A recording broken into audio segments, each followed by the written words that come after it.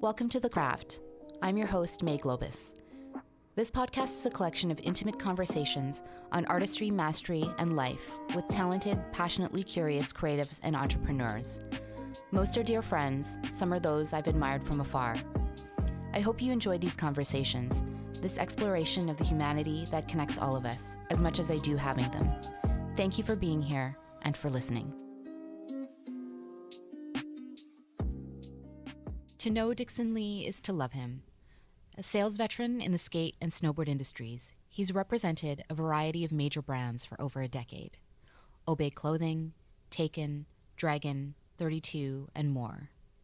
He's also co-founder of popular dumpling brand Dicky's Dumps, something he launched a few years ago with his life partner Pearl Lam. He grew up on the Kowloon side of Hong Kong until he was 8. His parents did well for themselves. His dad was higher up in the insurance division of HSBC. His mom worked at a shipping company.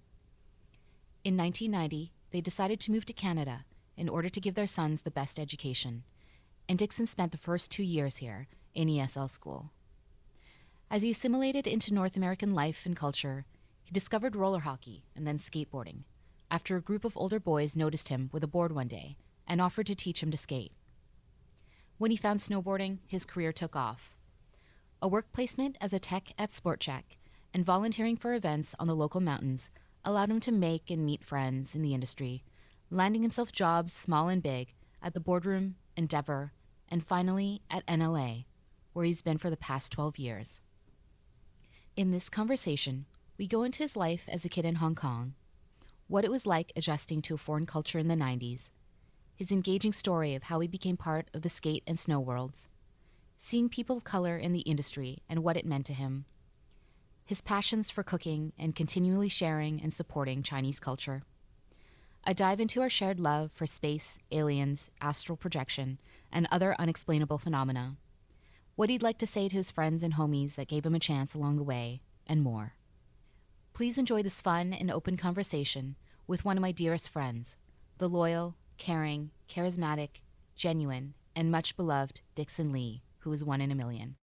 Dickson Li. Hello. Welcome to The Craft. Long time coming. I know. You were on my original list. I'm like, I'm gonna get him in. I'm here. Yes, and I love I'm it. honored to be here. Yes. Thanks for having me on. I'm very excited for this conversation. It's gonna be interesting. Yeah. We're gonna go to some different dimensions. We are. We'll put a pin on that because we are definitely going there. But I love to always connect how I met someone. And you and I met probably more than a decade ago. Yes. We met through our mutual friend Trini. Daryl Trinidad. Good man he is. And he was having a birthday brunch in Yaletown. Him and I used to live in the same building. Oh, I know that building. We used to run our poker tours there. That's right. Yes. That's right. Shout out to Surface Poker Tour, if you're listening. But yeah, and I was seated next to you. Yes. And that's how we met. I know. That's 2 lifetimes ago. It's I know. Crazy. It is crazy. Yeah. We became homies and then met through you. Yeah. Some of our closest friend fam. And so yes, 100%. It's a very long friendship. Love it. Yeah, me too. Glad we're still friends after all these years. Of course. I'm going to keep you in my life forever till we're old and gray. Yes. But let's take it way back. I don't know if a lot of people know that you were born in Hong Kong in Kowloon, on the Kowloon side. That's correct. Mongkok represent. And so you grew up there, and you were distinctly like middle class, which is where in Hong Kong, you were saying to me that the Hong Kong island side is middle to upper class. Yeah, it's kind of like it's a little bit of that west side, east side dynamic. If you lived over in Hong Kong Island, like you're kind of like, you're a little bit more baller than the rest, whereas Kowloon's more grounded, and I feel like it represents Hong Kong truest in my opinion, but yeah. And what did your parents do? So my dad used to work at HSBC, and he was, I believe, and I recalled, one of the directors of the insurance division at HSBC. So he had a pretty lofty position, and my mom worked for a shipping company out of Hong Kong. So like middle class, double income. We were doing okay for Mm-hmm. ourselves, or they were doing okay for themselves. Yeah, exactly. Yes, yeah. And if you were gonna describe your parents to me individually, how would you describe them? Well, my dad was grew up in a pretty interesting time because they came down from China, his parents, and during Industrial Revolution where Mao was kind of doing his thing, and then so they went to Hong Kong, and he grew up family of I think 6 or 7. So there's some siblings. There's like 3, 4 other siblings, and same thing my mom too. And then her dad, my grandpa, was pretty well off in China too, but because of his wealth, he had to leave China too. So both of them met in Hong Kong and got married. Mm-hmm, Yeah. mm-hmm. Yeah, and you went to school. You were in school like 3 to 5 already, right? Yes. Yeah, and it was So pretty hardcore. It sounds like. it is. It's and that's to touch on like the Asian style of education. They want to start you young. They want to get you like it's a really competitive landscape, and a lot of listeners, if you came from overseas or came from Asia, you'll understand that dynamic. So kindergarten's 3 grades, and then from there they start you at 3, and then you move on to primary school, which is our equivalent elementary school here, and then you get into high school, and then high pressure, just because they want to make sure you get out ahead, and just like different style of education over there. Yeah, and then you moved to Canada when you were 8, so that was 1990ish. 1990, yes. So I was part of that big immigrant wave in the 90s. So yeah, And you were in ESL for about 2.5 years. that when is you correct. arrived. ESL. Yeah. What's up? English second language.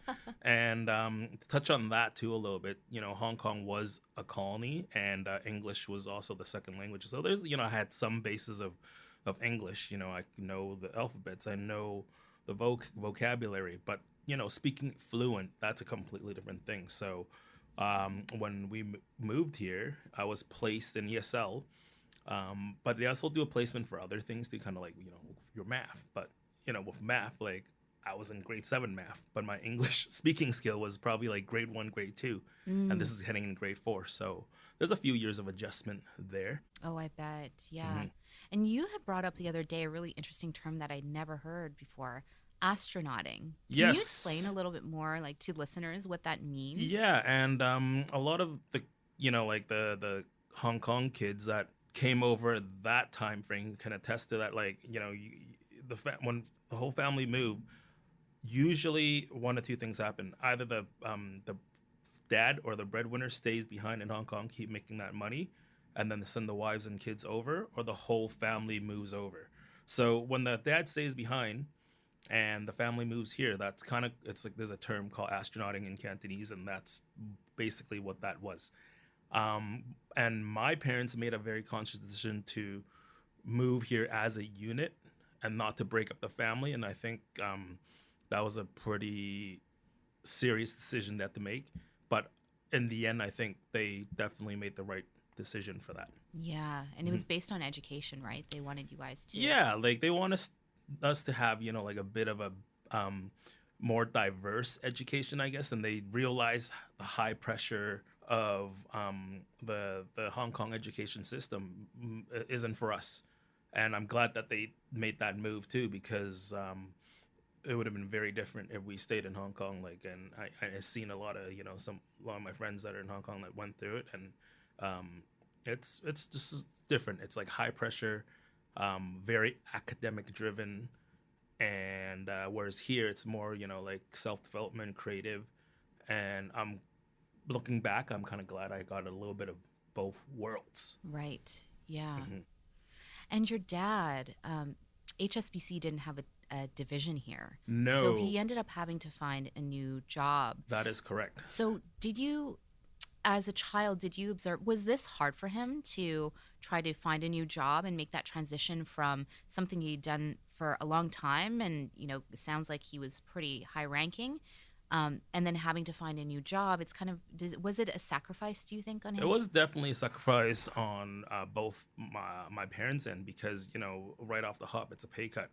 But they built up enough equity to move here, to buy a house and be comfortable for a little bit. And he ended up finding something in the insurance industry too. So it was okay, but yeah, it was like a bit of a pay cut, but just like living a different lifestyle here, you know. So it was, yeah, it was. Yeah, he managed There's to find his probably some feet. difficulties for sure in the beginning, but in the end, he came out pretty good. So Okay, yeah. yeah. And you, what were you like as a kid? I was definitely more chubby than I am now. I'm a bit chubby now, but you know, definitely way more chubby because like I love to eat, and I'm pretty sure I was a bit of a brat, and yeah, that would be the two things I would kind of describe myself. A chubby brat? Chubby brat, yes, yes. Probably likes to talk to quite a bit and Yeah. run my mouth, and Yeah, were you so like you're such a social person as an adult and yeah. you're a great connector. Were you like that as a kid as I'm well? pretty sure I wasn't shy right off the hop. I'm pretty sure I wasn't shy when I was a kid, and it kind of led to like you know some of the personalities I became, right? Like Hmm. and I you know wasn't necessarily like we didn't get in too much shit. Like it was, but we were like I had my group of friends too when I first moved here, and you know like we're pretty normal kids that like to get in trouble sometimes, but like Hmm. got in fights every now and then. It was a bit of that, so. Yeah. But you were trying to figure out the Canadian culture, right? At this Yes, time. for a bit. You know, and kind of going back to some like yeah, I re-listened to Pearl's podcast before I jumped on here, and you know, she grew up very differently than I did in Canada. You know, she grew up in the '80s Vancouver, whereas I grew up in the '90s Vancouver, where around surrounding me and where I went to school. You know, when I went to school in East Van, it wasn't too much of a culture shock, like because there was a lot of immigrants that moved here around the same time too. So surrounding myself, there's a lot of let's say Asian faces or Southeast Asian faces, and it wasn't as big of a culture shock. But learning certain things, like one of the one of the biggest lessons I remember was in class going to the bathroom. There's a distinct difference because in Hong Kong, like you want to go to the bathroom, you say toilet because they were using English, UK English. So toilet means the restroom, the bathroom. Whereas here, I got told, remember in grade 5 by my ESL teachers, like, hey, there's like some nuances in this. If you want to go to the bathroom for number one, you say you go to the bathroom. But you say going to the toilet, that means you're going for number two. So Really? that's what I learned. Like certain things, you know, like those are the cultural things that I started to pick up. Mm. And yeah, so that's just one little example. So That's really interesting because when I think of language, I think not of English being nuanced, mhm. but other cultures being nuanced, that things are Yes. not translatable into English. But it's interesting to hear that. Yeah, because British English and North American English, there's a few things that are interchangeable, but there's a lot of other things that are not interchangeable. So, Yeah, right, yeah, right. yeah. And so you were into sports at first, right? When you were figuring things out, like were you getting into Yes. hockey, like roller hockey and Yeah. stuff So like how that? that came about was, you know, growing up here, like grade 4, grade 5's kind of you meet your group of friends, whether it's in ESL or you know they're in the regular curriculum. I was kind of like I watch people what they do at recess. Recess is probably the best time to like figure out you know like you play soccer, you play basketball, or you play ball hockey. And I guess hockey was one of those things that are very distinctively Canadian. I was gonna say American, distinctively Canadian. And my friends were like, oh, let's go grab a stick at Superstore because you know Superstore is one of those places we visit weekly. And then you come play ball hockey on feet, and that was my introduction to hockey. Mm. And then from then the summertime, like we um, uh, graduated to having rollerblades. So get a set of rollerblades and we'll go play roller hockey. And then when winter comes around, then we sometimes will get ice time and like get a set of ice skates and then we'll go play ice hockey. And that's how kind of that evolved. Yeah. And I guess hockey was something I was exposed to because all my friends at that time were doing it, and it wasn't necessarily like, hey, love hockey so much. It was like everyone's doing it, and you eventually got into it. You get in the culture with the hockey cards, and that's how like probably one of my first Canadian culture. You know, Mm. like that's how I got in touch with that. Mm. I love the story about how you got into skateboarding. Yes, so that's another turning point in my life.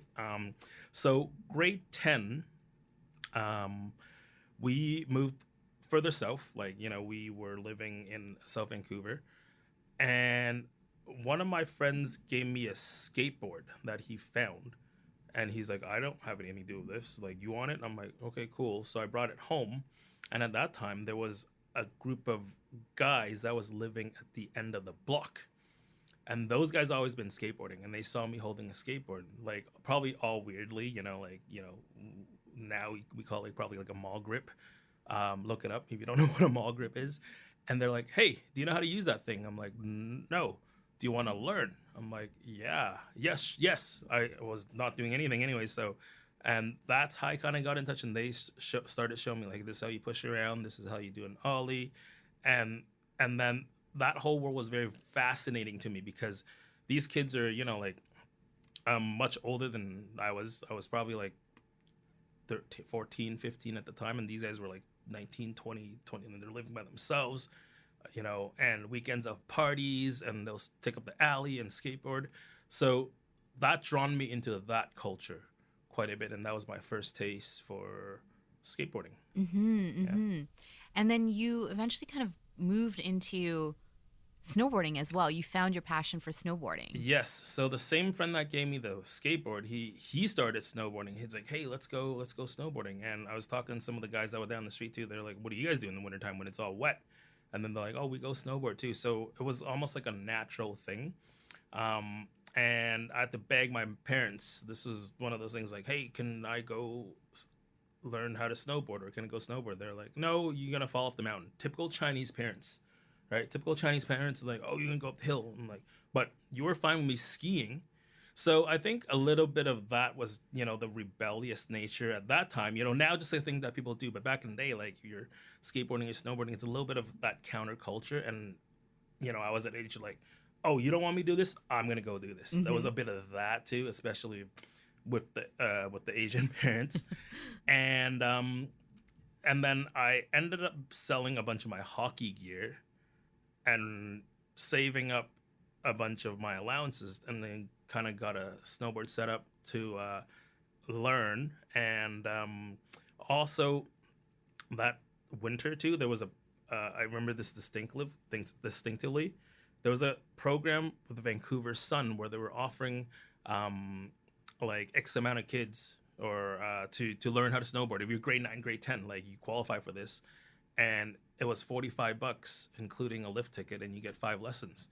Wow. So that kind of propelled me into that area, and I quickly like, "Hey, snowboarding is actually much easier than skateboarding. I might be better than this than skateboarding," and that turned into that passion. So Yeah. yeah, Okay. and this is grade 10, like around grade 10. Yeah. Yeah. And then you found yourself doing a work placement at Sport Check, which is kind of how you got deeper into the industry Yes. because you met your first kind of industry friend. That's correct. So, and then, after a couple of years snowboarding too, I quickly realized, oh, I'm never going to be a sponsor snowboarder. Like, I'll never be that good.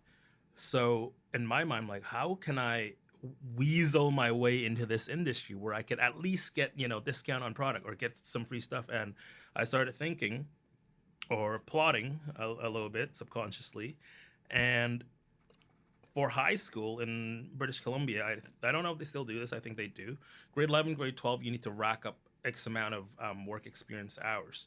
And they'll offer you different, internships or job placements. And when I saw there was a position for a shop technician for the intern, I went for it. And they're like, "Okay, yeah, you could come work." It's basically free child labor. Like, looking back at it, it's free child labor. But I got into the sport check at Station Square. This is how old I am. There was a sport check at Station Square in Metrotown. It's outside.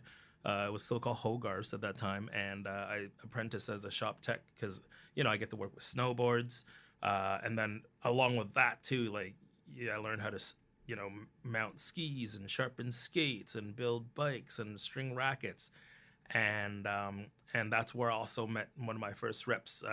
His name is Fred. Shout outs to Fred, and he was the Rosano rep at that time, and he's like, "Oh yeah, here's a pro form." That we did a product knowledge, like learned the products, and I got my first pro form off him, which is like a discounted program for staff to buy snowboard products or whatever products that they were representing.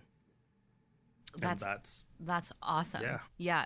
And you wanted to work at all of the big shops, and you and your friends started to volunteer at events at Cypress and Seymour. You started to meet more people, Pear, Yes. Jay Good. Yeah, exactly. So, and some of these names, have came up in your past podcasts before too. And yeah, like the same friend that got me in snowboarding, he was like, hey, there was contests at a lot of local mountains at that time. This is snowboarding in full swing. There was money being thrown around. It was like a glorious time. That was the heyday. That was definitely the So many heyday. And there was parties. like tons of parties. And he was saying like the boardroom slopestyle contest, they need volunteers. And then if you volunteer for a day, you get $100 to spend at the boardroom. I'm like, sick. Let's go do this. Let's get her done. And that was kind of like my first real taste of like the actual snowboard culture, and met a lot of like pro riders that you were looking up to, and a lot of these guys I still look up to. And at the end of the day, you get $100 to spend at the boardroom. It was like mind blowing. It was crazy. So, and that's also when I met some of my mentors that there's a handful of them, Pear, Jay Good, and I would just bug these guys every season. Hey, give me a job. When is there a job opening at the shop? And like at that time, working at a snowboard shop down on West Fourth, that's almost like it's pretty prestigious. I would think for like an 18, 19-year-old.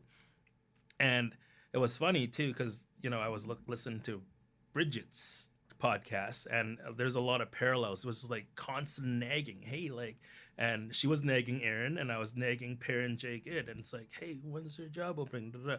And finally, in I believe it was like the fall of 2001, Pear reached out. It's like, hey, we're opening up a clearance side to the boardroom.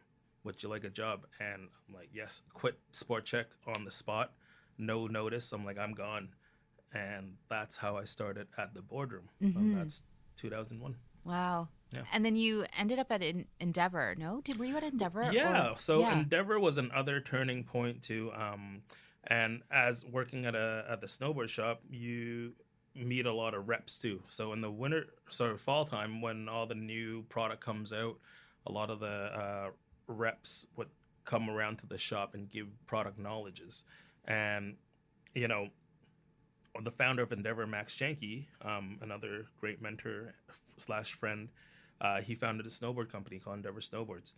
And at that time, he had a sales manager with him, Chris Martin, big ups. We call him Uncle Marty.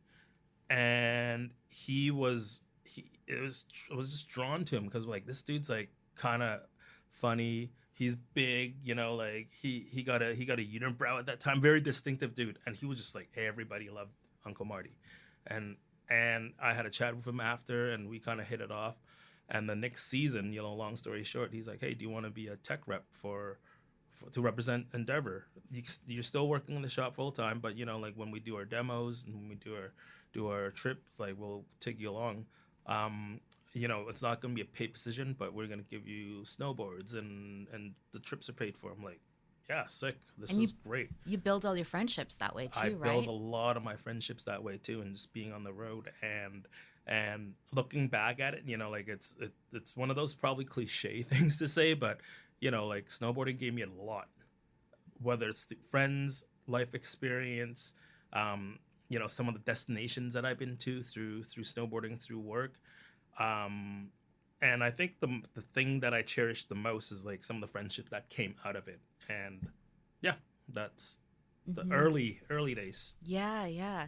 And then it was a shot in the province that kind of really shot you into the agency life. Yes. So at that point, I was a couple of years working in the boardroom part time, and to fulfill my parents' wishes, I was still trying to go to post secondary, going to university, and my heart was not in school at all. It was strictly a thing to do to make my parents happy, and for a roof over my head, so I'm not getting kicked out of the house. That was one of the deals. Like, hey, like if you go to school, then like you can still live at the house, and I can still go do the snowboarding things, and it was one of those funny situations. So I remember one winter morning, I kind of looked up outside. I'm like, oh, it's bluebird out there, and it snowed the night before. It was like a weekday, like Tuesday or Wednesday, and I'm just gonna pretend I'm gonna go to school, but I'm gonna actually head up to the hill and do like solo ride. And that was a couple of years working in the shop too. So obviously, like I have like new gear every season, and when I got up to the hill, geared up, there's this photographer from the province that came and was like, hey, like I kind of like your outfit, and can I take some like static photos of you? I'm like, yeah, sure, of course.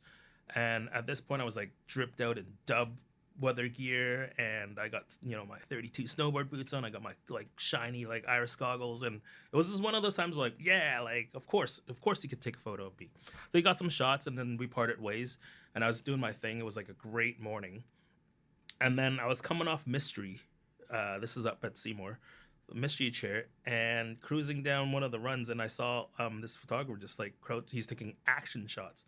So I think he just snapped a shot of me like doing like cruising down Bluebird, and I kind of like give him a wave, and then the next morning that shot ended up in I think like the front page of like the B section of the province, and I'm like, oh yeah, this is sick. I'm like, oh wait, hold on. My parents read the paper. I know my prof reads the paper, and my parents found out. It's like, when was this taken? I'm like, yesterday. Got in shit for that, obviously. Next week went back to class, and the prof was like, where were you last Tuesday? I'm like, I was up at the hill. No lying. No lying. I'm just kind of like, it's there, right? And then also, and that tied back into, because of some of the brands I was wearing, one of my other great mentors, Dave Burney, shout outs to Burney, he reached out and like, hey, like, do you get a shot in the province with like all the I'm like, yeah, okay, I'm gonna put you on to our time bomb program. I'm like, whoa, what is that? Well, you're gonna be our guy at the boardroom, and you want to push our stuff first, which is at that time was 32 boots, S at the East America, like it was all the good brands at that point, Dub, and I'm like, oh, sick, like, so, and then we're just gonna send you a package, like whatever you need, like once a quarter type of thing, and that's how I kind of built a relationship with those guys too. And then that kind of segued into my relationship with Garrett Louie, Uncle G-Man we call him right now, and another past guest on your podcast. He was the owner of Time Bomb Trading, which distributed all those brands that I spoke of, but he also was one half of G-Man and Wrist, which ran all the hype nights in Vancouver.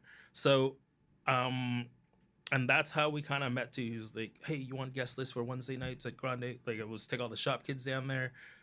Friday nights at International Atlantis. And I got a taste of that too. And it was a fun time. It was a fun time during those, we show up to work hungover Thursday. Those were crazy years. Those were good years when, there was like everyone's young and party and hungover. And it was great. It was a great time. And then you ended up getting a job at NLA when the timing was right. Yes, when they had the right brands for you. Yeah. And then you've been there ever since. So 10 years plus. 10 years. It's been 14 years come July. It's kind of crazy. So, and to segue into that too, knowing the Time Bomb guys, knowing the Endeavor guys, getting a little bit of experience under my belt, I think like it's either you move into a buyer role or you move into a rep role. And at that time, I'm pretty sure, 99% sure, I want to be involved in this industry one way or another. And I think being a rep was the next move. So when NLA had the job posting for 32 and Dragon, and they're basically looking for a snow rep, I'm like, this is my time right here. And I pretty much pulled all my resources, like, hey, Bernie, I'm going to go for this. Can you get you're going to have my back? Uncle Marty, like, am I going to use as a reference, or are you going to have my back? And then I went to parent Jay Good, same thing. Can like, hey, this is what I want to do. It's been a great time here, 8 years, but it's time to move on. Can you guys back me? And then I got the job at NLA, and that's 2008. Wow, yeah. Yeah, and there you go. It's been It's a been ride. a ride. It's been a ride ever since. And you were saying to me the other day that it had been really cool for you to see Garrett, who was he was a non-white face in the industry, and he was bossing. And Yes. it made you realize that you didn't have to be on the path that your parents wanted you to be on. 100%. And I think at that point too, I was, because the industry that I was in, it was predominantly Caucasian, was probably white. So it was very interesting and eye-opening to see a non-Caucasian face in the industry doing creative things, because there is always this, the stereotypical Asian story where you have to meet, the expectations of your parents, be in a certain role, whether it's, being a doctor, lawyer, accountant, like your standard kind of like, Asian, quote unquote, occupations. And it was definitely inspiring, to say the least. I'm like, here we are. We have this, really cool, down to earth businessman. He's Chinese, and his skin's yellow, And then I met a couple other cats, like shout out to the Katos, Sean, Tom, and then another homie Ephraim too. Like shout outs, all these dudes made me realize, hey, like there's the career in this, And right off the hop, I know it's not going to be one of those industries that you're going to make the most money. But deep down, I know I'm going to have the most fun and be happy doing it. And I think at the end of the day, like my parents finally saw through that and then shift their focus on my brother. So yeah, yes, yeah. You're like, perfect. I'm like, yep, Deflect. the target's off my back.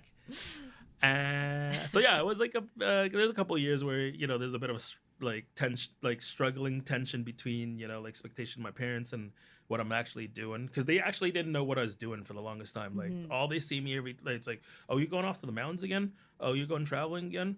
Oh, you're snowboarding like all the time. Like, what do you actually do? Yeah, it doesn't seem productive. No, 100% not. It's like to their eyes, it was not productive at all. It was all play. It was like all play. So yeah. Yeah. I mean, definitely in all kinds of Asian cultures, there is that pressure to take these kind of straight and arrow professions. Yes.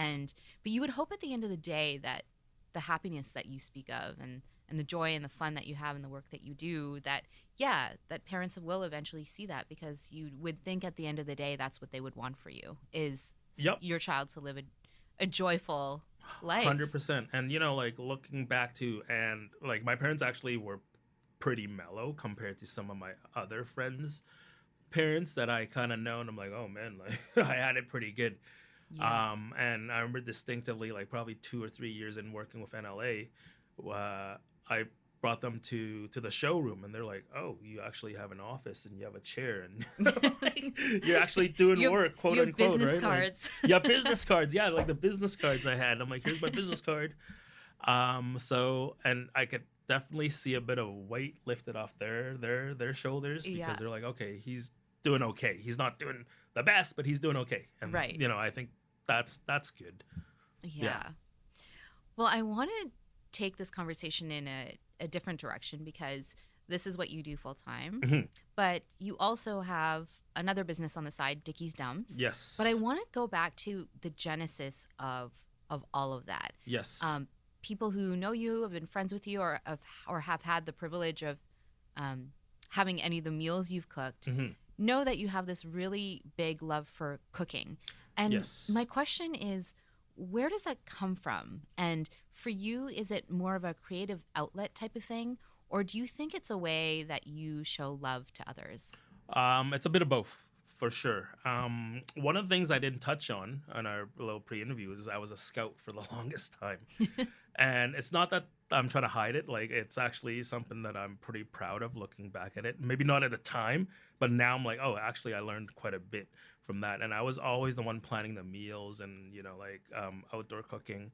And my mom taught me how to cook at a young age, just because sometimes when she's at work, like, she won't be home after school, and I have to like handle some meals myself. And at a very early age, I knew how to like fry rice or cook some instant noodles, fry an egg, like boil a wiener, like cut some spam and pan fry that, like things like that. And also I like to eat too, so that definitely helps. How some people like to eat but they don't like to cook. I like both, because I want to figure out, hey, where these flavors come from, what is the chemistry behind like these intense or wonderful flavors. Why does things work with other things while some flavors don't work with other flavors, things like that. And that's where my love for food was developed at a very young age. And also, like growing up in Hong Kong, that's it's like haven for food. And Vancouver, we're very lucky here too, in terms of having all sorts of different cuisines and access to fresh produce. So and also it goes back to, I know I could always fall back on the cooking skills, because if nothing ever fails, I could always just go be a chef or be a cook somewhere, or line cook. And when probably this started around like 2014, 2015,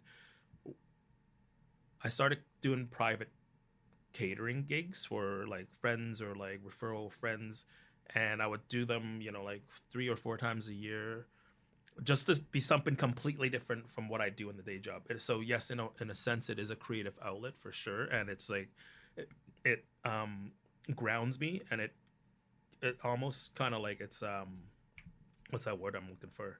It's Cathartic. Yep, and it's calms me basically. That's meditative. It's meditative, yes. So from there, it's kind of like 3-4 times a year, and cooking for different people, cooking different styles, dinners, learning different techniques, things like that. And I know I don't want to be a full-time chef at that point, but I know I want to be involved with food somehow, one way or another. So when Pearl, which is my partner, when she ran the Get Lucky art show for the second year at Fortune, she brought up the fact that, hey, like, what's the Chinese New Year festival about food?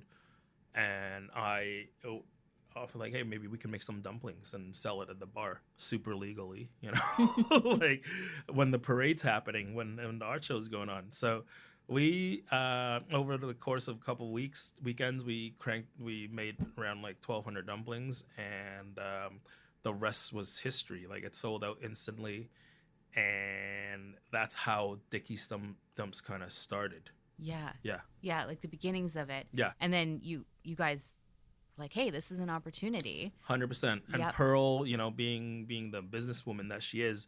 And a lot of our friends were encouraged, hey, like, maybe you guys could turn this into like a business, frozen dumplings. And I never thought in a million years, I was like, hey, like, we would have this rad little business that's grown day by day. And big shout out to Pearl for pushing me into that direction too. Yeah. And that's kind of how it started. Yeah. And now it's like a full-fledged. Well, you know what I love about what you do is you actually make the dumpling drops. Mm-hmm. So you've got this really personal connection with your customers. Yeah, and I think that ties back into, the day job, which is, like being a sales rep or a sales manager. The connections and the relationships you make with people are very important. And it's also due to because the fact that, we're not that big yet and I couldn't hire anyone. So that's why I'm driving around delivering dumplings. That's like the big chunk of it, like, let's not candy coat it. But I do enjoy dropping the dumplings off and, like giving a personal connection. And then a lot of times they're surprised, like, oh, you're Dicky? I'm like, my name is Dickson. But yes, sure, you could call me Dicky because like a lot of my friends, the close friends, that calls me Dicky. So it's kind of Right. like it's pretty funny. Like a lot of people, oh, you're Dicky. I'm like, yeah, yes, yes, I am. And yeah, prior to this interview, I was actually just doing runs in North Van. So Yeah. yes, Where are you guys going to go with it from here, do you think? I mean, you're um, retailing now, so that's awesome. yeah, we've been retailing, and that's been growing steadily and organically. And also, we kind of blew up over COVID too because people were dead stocking frozen goods. It was almost like doomsday prepping in the early stages of COVID, and that really propelled our business quite forward. And we do want to make sure like hey, we feel very fortunate to have that as because I was laid off from NLA for a couple of months. Nobody knew what was happening in the early stages of COVID, and I remember driving around those first like 3-4 weeks. It was crazy. It was like Walking Dead, the Mm-hmm. city. And but I still got to see a lot of the customers, a bit from a distance, a lot of the friends that were supporting, and yeah, so we feel very fortunate for that. Yeah, yeah. Do you guys plan on expanding retailers Yes, and we have like the last couple of weeks as business are reopening or like restrictions are lifting, we actually had quite a bit of interest from a few different retailers. So now we just need to figure out our plan and our schedule, and we're gonna try to keep growing this thing organically, mm-hmm. but maybe a little more focus. We're gonna put more effort behind it too, That's and awesome. yeah, so we'll go Yeah. from there. Yeah, because you had to scale at some point. You actually had to get a manufacturing partner. That is correct. And Yes. like Yeah. they have the recipe, the secret They have the delicious secret recipe, and they have recipe. the techniques down, Mm-hmm. and we enjoy working with them very much. And yeah, like so that's kind of the next step. YouTube channel. There needs to be a Dicky's YouTube channel of you doing content of all kinds. All right, let's set it up, Yeah. May. Let's set it up. Let's put this down. I'll talk to Pearl too. Sounds good. Sounds good. So the inside joke in well between me, you, and Pearl is that we have the same food palate. Yes. Yeah, we like enjoy the same Yes. types of savory, sweet, Yep. all of these things. Yep. So that's awesome. But we also share this mutual love for space and extraterrestrials and Yeah. strange phenomena. Yes. I mean, it's one of those things where, like it's kind of fun to think about, right? And then also it's just one of those things like we don't know anything. Like we know nothing. Like Agreed. we know nothing. We Like need we're to just, live that way as if yeah, we know nothing. yes, always constantly learning and be open about it, but also critically think at the same time. Not too open. Then it turns into like a conspiracy thing, but at least give good things a thought, Yeah. like so yeah. Yeah, remember when you sent me the all that HemiSync stuff and Project Yes. Stargate information? Yeah. And then you dug deep and you found one of the recordings that they used Yeah. in Project Stargate Yep. to get you into an altered state of consciousness Yep. so that you can astral project, which Yes. we both tried. And then I felt like you had better results than I did, for sure. You 'cause- came out of body, so that yeah, like you were getting for there. a little bit, and then it was kind of like, oh, this is crazy. Like, and it's just one of the things, like like just be open to things. Like, Yeah. why would you deny, like like there might be different dimensions, there might be an afterlife, there might be like who knows? We don't know any of this stuff, so just Yeah. that's what it is. Yeah, and in my case, like Yeah. you came out of body, which they call OBE, out of Yes. body experience. Yeah. But I thought I just fell asleep. Yeah. But then I had gone to pick up an old friend the next day, and he never dreams. Yeah. And he told me when I picked him up, I had a dream about you, and he had a specific. He remembered it.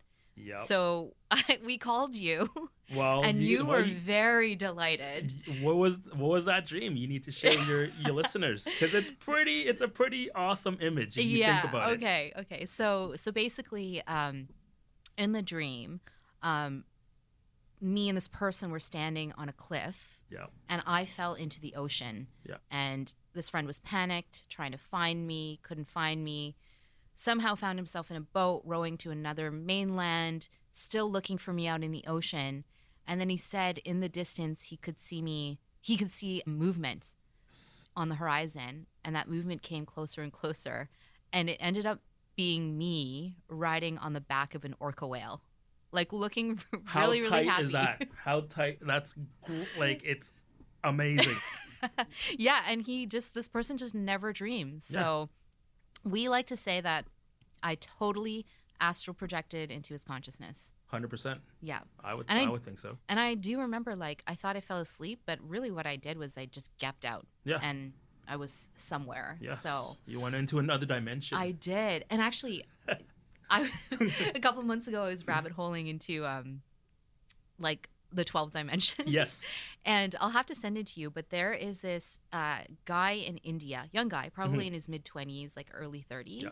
And he just deconstructs physics, and it's amazing the way that he explains things. And he has this video where it shows physically what dimension 1 to 12 look like. Great. And 12 looks so insane. So send me that link. I'm gonna have to send you that link. Please do. Yeah. I love it. I love that I could talk to you about this. Yeah, we talk about this all the time. I feel like everybody should talk about this, not feel like, it's kind of taboo, or feel like, hey, this guy's weird.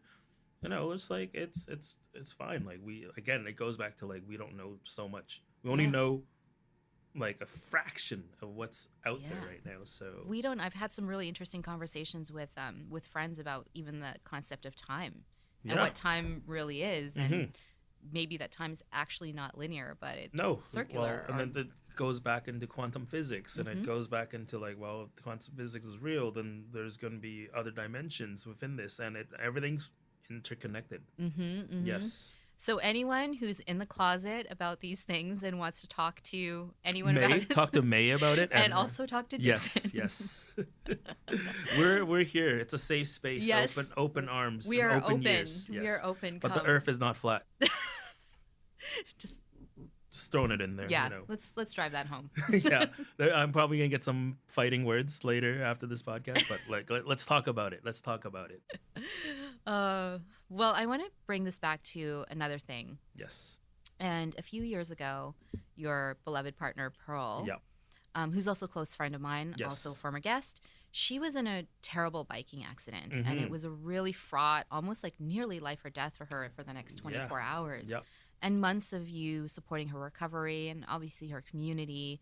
But I want to know, like, what was that time like for you? To be honest, it's a blur. It was a bit of a blur, because right after the accident, it was a bit of a fight or flight situation for myself, because she pretty much blacked out, and then we had to go to ER, and the ER was slammed at that time, and like it was a pretty serious 24 hours right after that.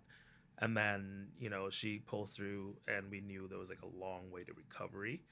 And so after that, it was kind of like, all right, what can we do as a unit with the friends and the family to help her recover? And there was no plan. It was almost like day by day. And as looking back at it, I think it was more traumatizing for me than it was for her, because I saw the whole thing go down. I saw how her face was. I saw how like she was knocked out, and then the fact that we were in the ER, and I had to help the ER dentist in training, and her sister was there too to like push some of her teeth back in place, things like that. But as humans do, like, you just kind of have to either sulk and roll up in ball and shut yourself off, or you just keep moving. You keep moving and you roll the punches. And a lot of her friends and a lot of my friends that were close with her too were super supportive with her road to recovery. And yeah, she came out pretty all right. But there's still certain things like the post-concussion, short-term memory, things like that are still come out every now and then. But yeah, I think she healed up pretty good. Yeah, she really did. She was such a trooper. Yeah. 100%. And Really that wise really, champion. when looking back to, like it really um, amplified like how strong of a woman she is. Mm. And yeah, What do you love most about her? she's weird sometimes. Like behind closed doors, she's a weird, funny person. And like you know her kind of Yes. like you know her close enough. And like she'll always say like the most randomest things. I'm like, oh, like that's coming out from you. But just the fact that she's super caring, she uh have a really close relationship with like her sisters. The fact that like that her underlying love for her mom, um, and that's probably some of the key things, and how creative she is too, because she's definitely like more creative than I am. I'm kind of like a little bit of both. Like I'm creative, but I'm also like what's the opposite? What's the other Logical. logical too? Like like I'm a Libra through and through, right? Mm. So it and in her podcast she said I balance her out, but like she also balances me out too. Mm. And I think that's probably one of the things why we work together. Mm. Yeah. Well, just a couple more questions for you. Yes. You're very passionate, as Pearl is too, Hmm. about continuing to share the values and ideals of the Chinese culture. Yes. And yeah, I just want to understand more why this is important to you. And do you think it has any ties to you? Like, really, that is your motherland. Hmm. I think so, because growing up, I always knew who I was. I think that was a big thing. I never really had the struggles of like, oh, I want to be white, I want to fit in. Like there was like some of that, but it wasn't the overarching theme. I knew when I, like we talk about the lunch stories, especially the last few years when the Asian diaspora topic comes up, and like most of the common kind of thread was like bringing lunches to school. And like I said, I grew up in an area where we have a lot of immigrants and ESLs, so I never really felt that need to bring a peanut butter and jam sandwich to school. And and I remember trading lunches with some of the kids. I'm like, oh, your sandwich tastes whack, man. Like, how do you eat this for lunch? It's like, oh, I'm eating a freaking full chicken leg with rice, and you're eating that. It was like a bit of that. And um and so from early on, like kind of like I knew who I was. And also the fact that like we go back to Hong Kong quite a bit, almost like every year.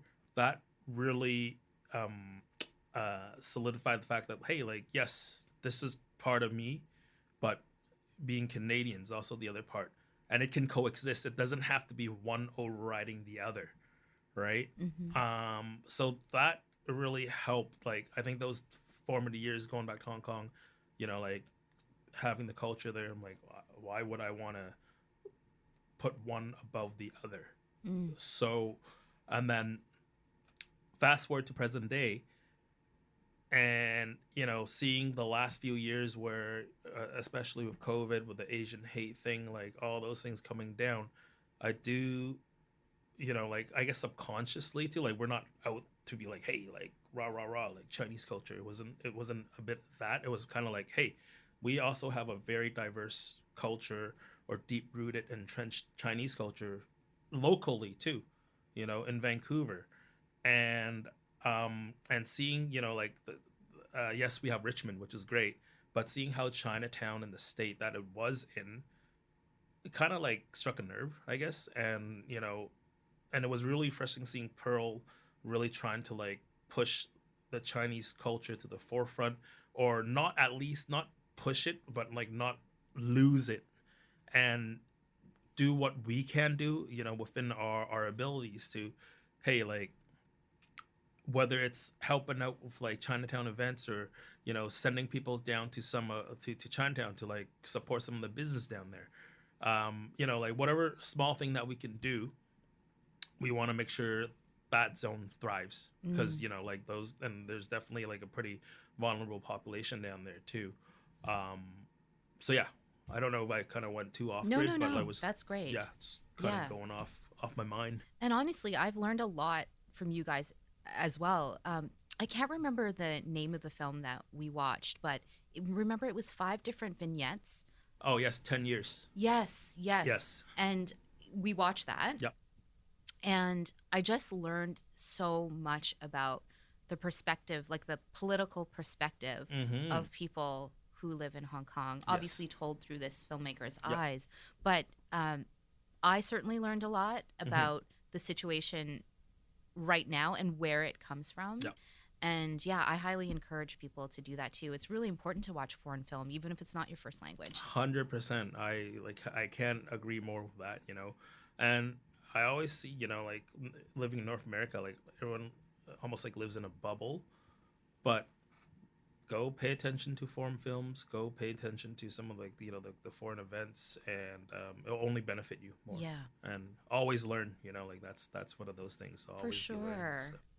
And I also encourage people, if you are going to watch a foreign film, if they do have an option where it's dubbed in English, I encourage you to listen to it in its original language and read the English subtitles. Yes. Because you definitely lose something. Yes. When it's dubbed over. Yeah. Watch the dub version after and see what you get out of both. Exactly. Yeah, both versions. Well, just 2 more questions. Yes. To all those friends and homies you met in the skate and snowboard industry along the way, who took a chance on you, gave you small jobs that turned into bigger ones, what would you like to say to them right now? I love you all. Like, maybe we don't see each other as often as we like, we're in the 40s, people have families, have kids, have whatnot. But I can always know that, like, it's a family that I could fall back on, no matter, like, if we see each other 10 years from now or, like, in a foreign place. And, these people are going to be friends for life. And thank you for the ride. I think that's probably one of the biggest takeaway from the past 10, 15, 20 years. Yep. And final question that I ask everyone. With what you do, what is it that you want to leave behind in the world? Bunch of good food. Hello.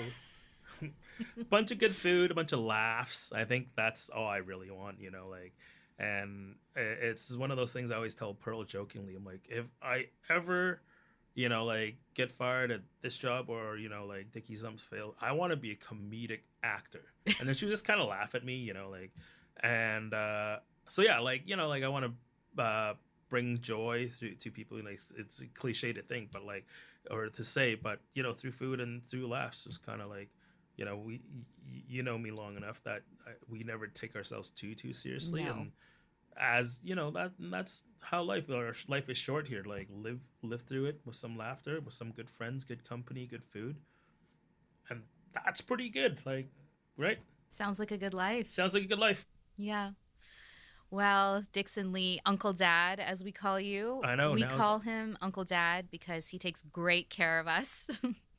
Thank you. Yes, I'm so grateful for you. I'm so grateful for our friendship, and so thankful that you're part of my friend fam. You're part of my chosen family. Thanks for supporting me all these years, and I just love you, Uncle Dad. Love you too. I'm super I don't think I actually said this to your face yet, but I'm super proud of you, what you've built in the last 2 years. That was a big leap of faith, leaving Renee, and you're killing it right now. So all love, all hugs, and I'll see you at a dinner. Yes. Probably sometime this weekend. Yes, probably.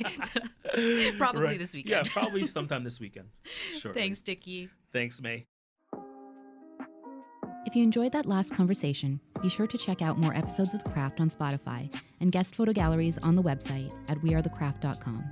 Thanks again for listening.